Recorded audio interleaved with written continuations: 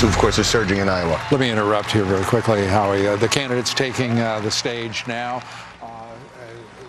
GOP candidates taking some big swipes at each other during Thursday's first debate of 2016. There's no denying there were some pretty memorable moments, but which ones came out on top? Pollster Lee Carter with Ms. Lansky and Partners is here now with the dials on how voters react. Good morning. Thanks for being with us. Great to see you. So in the undercard debate, Carly Fiorina, she held no punches and she took a swipe at Hillary Clinton. Let's watch this.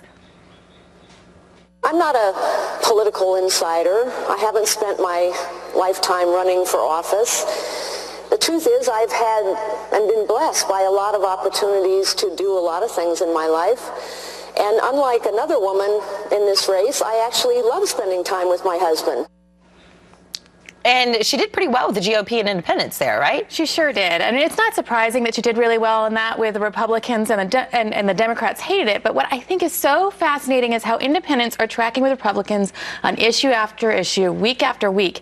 And if I were Hillary Clinton right now, I'd be really concerned to watch those independents lines just every time there's a slam at her, they are just going off the charts. And so I think she's got to really take that in mind because her key to the White House is going to be with the independents. Well, and Governor Jeb Bush brought up a point after there were a lot of barbs thrown about all the GOP contenders that were on the stage in the main debate, the 9 p.m. FBN debate.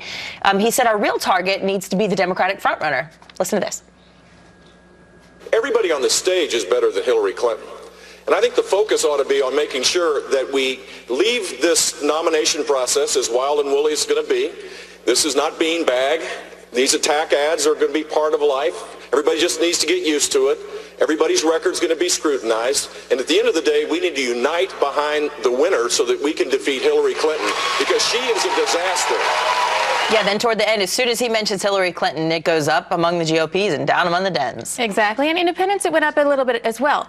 Now, what's really interesting to me about the commentary that we got back about this whole thing is people said, did Jeb just admit that he's losing? Because they said, we've all got to unite around whoever it's going to be in the front runner. And so there was a lot of sort of buzz among the participants that we spoke to saying, I'm wondering if he's finally giving up right now. Well, I don't know. I mean, it didn't sound like he was giving up after the debate when he was on our program, but the poll numbers, you know, do have the other candidates quite far ahead of him. Senator Marco Rubio also taking a swipe at Hillary Clinton, saying that her lackadaisical handling of national security information on her private server makes her disqualified. Listen. I would go, first of all, one step further in this description of Hillary Clinton. She wouldn't just be a disaster. Hillary Clinton is disqualified from being Commander-in-Chief of the United States. Someone who cannot handle intelligence information appropriately cannot be Commander-in-Chief, and someone who lies to the families of those 4 victims in Benghazi can never be President of the United States. Well, I mean, off the charts, off the screen among among Republicans there. He really was. I mean, Rubio was really strong in this debate. A lot of people are talking about Cruz and Trump, not as much about Rubio. Rubio had a great performance here.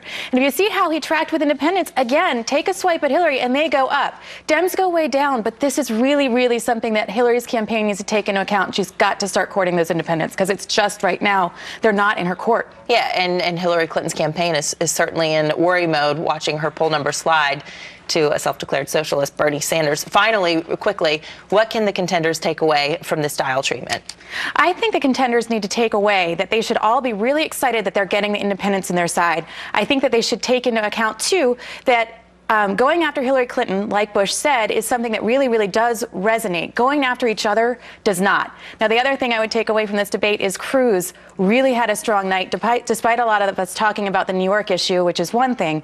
The way he handled the birther issue, the way he handled himself, he is the first one that I've seen really school Trump, and, you know, he's on the rise. All right, Lee Carter from Ms. Lansky, thank you so much. Thank you. Appreciate it.